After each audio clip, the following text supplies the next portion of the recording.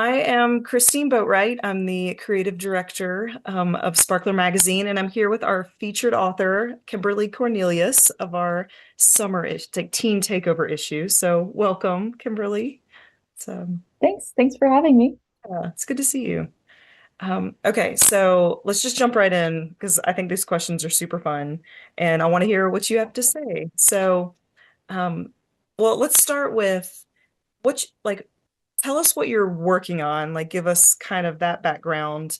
Um, okay, start there, and then we'll jump off from there. So, Okay, yeah. So currently, I have recently finished the rough draft of a middle grade pirate adventure fantasy, and I am working on edits, which mainly right now looks like some research because I sort of just jumped into writing about pirates without actually knowing much about ships and all that. So researching. I also have a couple unpublished young adult novels that are perpetually living in a need to be more edited state. So yeah, did you just like leave holes in your pirate story with like figure out ship detail later, or like how do you I should do that. I know some people put brackets and will so they can easily find stuff and come back. I tend to just sort of fluff my way through. I just make stuff up or I'll use terminology that I've heard in movies or something.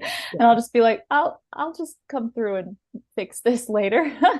Or maybe someone will catch it and like tell me what the real thing is. Yes, yes, that would be nice. Ship So, layout. If any of you are experts on the golden age of piracy, pirate ships, let me know. that would be good to know.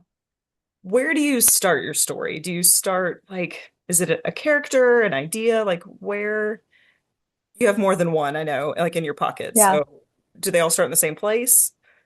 I think they all, I think everything starts with a kernel of an idea, but they're not always the same kernel. So with my pirate story, I had the idea, I've just always wanted to write a pirate story for whatever reason. It just seemed like a fun thing to do. And so I'd had a couple different pirate ideas.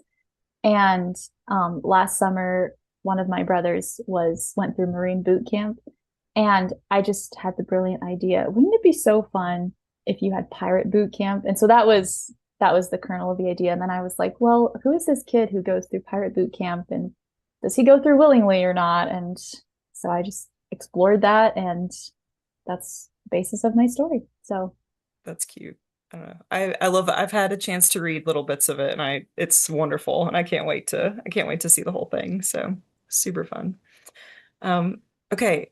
Does I should have prepped you on this one because it's hard to come up with like books to like recommend on the fly, but was there a book that made you kind of fall in love with reading or realize that you mhm. wanted to be? I know you're very well read, so did it stem from somewhere or can you reach that far back? Yeah. So there are a number of books that I loved reading, but as a kid, and I was always the kid that people would say, like, oh, she's a reader, she loves reading. Um, and the one that I just really latched onto and read over and over and over again was Ella Enchanted. And I actually have my copy. I'm looking at it. It's right over there. And the cover is off. It's so beat up. It's got tape on the sides and the pages are super browned from just age. And but I love that story. And then when I was a young teenager, I got that when I was maybe 11 years old, was maybe when I first read it. And then when I was 13, 14, I got into Brian Davis's Dragons in Our Midst series, and I loved those. Those were kind of the books that really got me into reading and then writing soon after. So it's been fantasy from day one, huh? Actually, it has. Yeah. That's great. I like that. And you're following right along. So hopefully you'll be somebody's favorite, the book that kicked off their love of books someday. So Yeah. that's That's really the hope. um is there well, it's probably Ella Enchanted, but is there a fictional character who you wish was your friend? Like that you would love Hmm. to be close to? Um, so yeah, Ella from Ella Enchanted is really fun. She's a fun character. I one of my favorite fictional characters of all time is Eugenides, from Megan Wallen Turner's books, The Thief, the Queen's Thief series. He's so clever and mischievous, and he's not even always the actual point of view main character in all of her books, but he's always the main character as far as you get to the end of the story, and he was the mastermind behind it. And even when he's not the mastermind, he's somehow still the mastermind.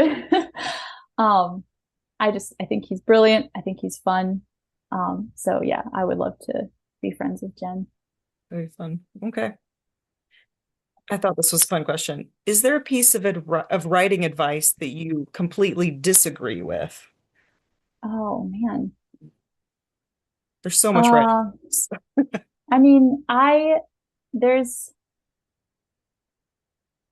I feel like there are a lot of people out there who will push back against this writing advice, so I'm not the only one at all. But um, some people will say that you should write every day, and I think there is room for seasons of your life, and you may have seasons where you're writing more, and also just I think that doesn't really paint an accurate picture of the book writing process as a whole because sometimes you're brainstorming and plotting, sometimes you're writing, sometimes you're editing, and sometimes you need to have space between you and the idea or you and the draft.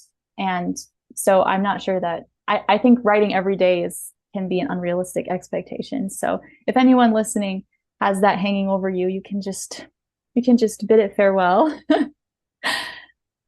Do you prefer to write in like big chunks, like to go away and, spend like I mean retreats are wonderful, but or do you write throughout the day? Like Mhm. what's your best technique?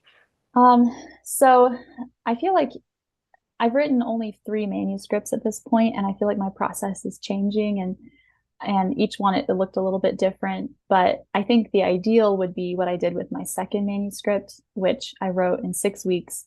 And I think that's my happy place if I can lock in for 6 weeks. And with that, I had a schedule. I had to fit it in around work. And so I would write like an hour in the morning before work and then go to work. And then I'd write on my lunch break and then in the evening. And each day the goal was 3,000 words. Um, and so that's how I wrote that novel in 6 weeks. But it's only 6 weeks, so it's a long enough time that you there were buffer days in there, but also the project didn't just get dragged on eternally, and I could lock in, I could clear my schedule from other stuff as much as possible and just be really focused on the story. And so I enjoyed that process a lot. That's a great idea because it's sometimes it can take years to churn out, Yeah. especially one like that. Yeah, Yeah. just And the rough draft has to be messy. Like you have to accept that it will be messy and then just embrace that and just get it. It won't necessarily be better if you take longer to write it. Like it will be messy. So you might as well write it faster and then you have something to come back to and edit. that's a good call. So one of our kind of main goals with Sparkler is this idea of clean fiction, clean YA, and I feel like it's becoming a buzzword. There's a lot of closed door, no spice, like those kinds of phrases come up. Um, and I think it's growing in the young adult like genre. I Mhm. hope so because we've all seen things that we don't believe should be in books for teens. Why do you think that it's important to write clean fiction? Mhm. Why is this a stand maybe that should be made now, I guess? Yeah. Yeah. Like you said, just the fact that there's so many books that are marketed towards teens now that are so full of harmful content for teens. And books, maybe I don't know how long ago, but you could pick up a book and just tell from the cover, like, oh, this is going to have a certain kind of content in it that I don't want my teen to read. Or if you're a conscientious teen, you'd be like, it would be obvious to you, like, no, I shouldn't, this is not going to be healthy for me. And but now it's in everything. It feels like. And I think um I think a lot of parents maybe are not even completely aware of how pervasive it is too.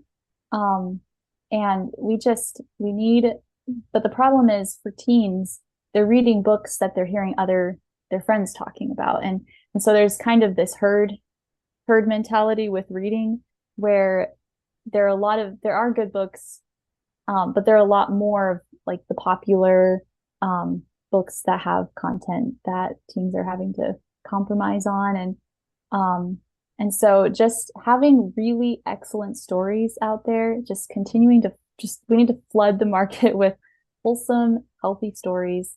Um, yeah, that's like I don't know what like long term what that process looks like, how because teens do read a lot of what other teens are reading. So like how do we yeah, I don't know. I think we just need to flood the market with Yeah, really good books.